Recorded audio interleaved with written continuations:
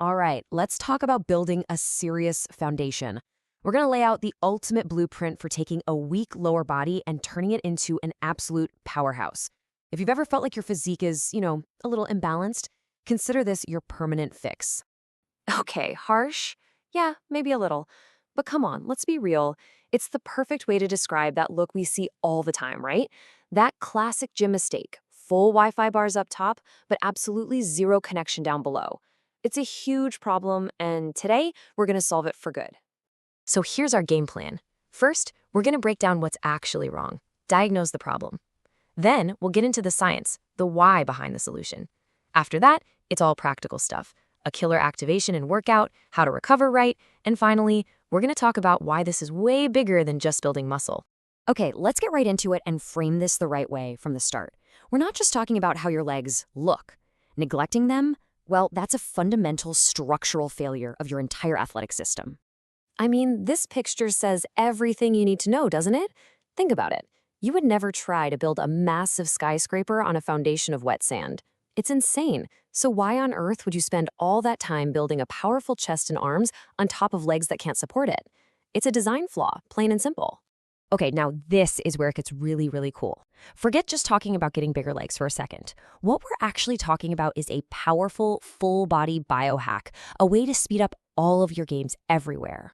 So just think about this for a sec. Your legs are the biggest muscle group you've got. When you put them under a serious, heavy load, your brain goes into survival mode. It triggers this massive growth response, flooding your entire system with natural testosterone and growth hormone. And here's the kicker. Those hormones don't just hang out in your legs. Nope, they travel everywhere, helping your chest grow, helping your arms grow, everything. When you skip leg day, you are literally leaving free gains on the table. And it doesn't stop there. There's another huge bonus. A hard leg day kicks off something called EPOC. The easiest way to think about it is like your body's afterburner. Your leg muscles are so massive that they demand a ton of energy to repair themselves. And what does that mean? Your metabolism just gets cranked into overdrive. And for how long, you ask? We're talking up to 2 full days after your workout.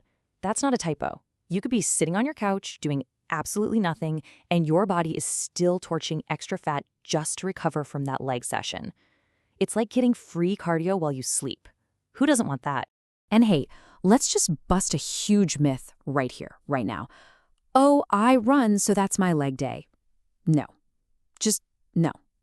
Running is awesome for you, but it is not a substitute for leg day.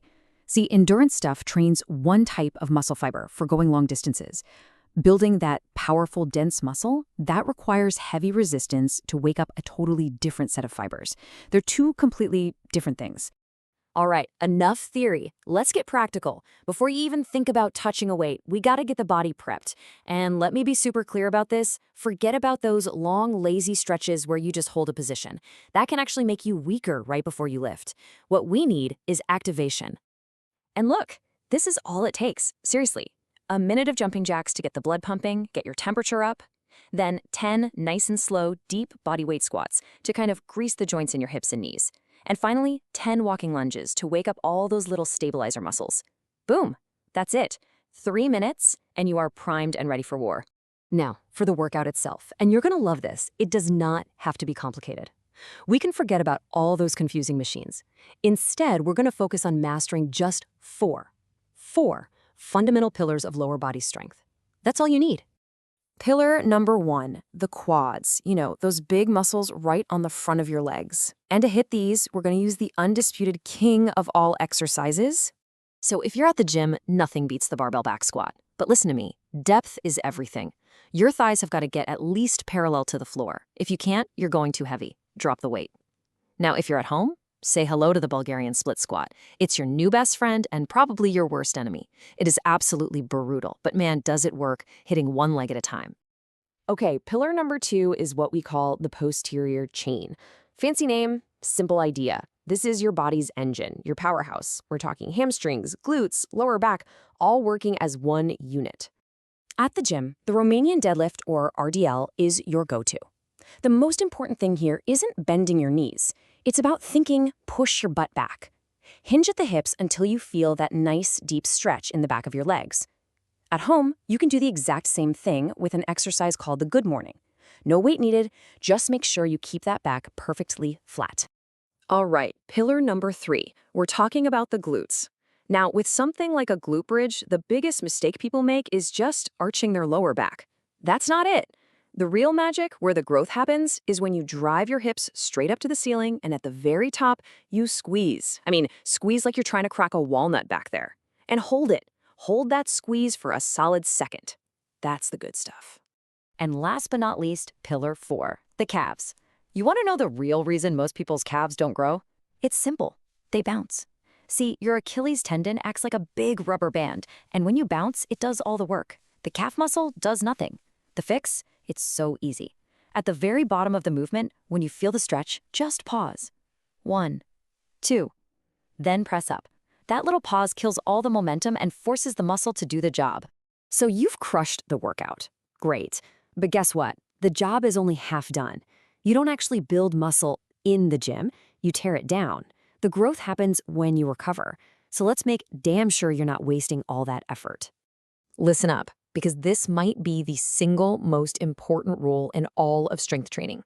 It's called progressive overload. Here's the deal. Your body is lazy. It will not change unless you force it to.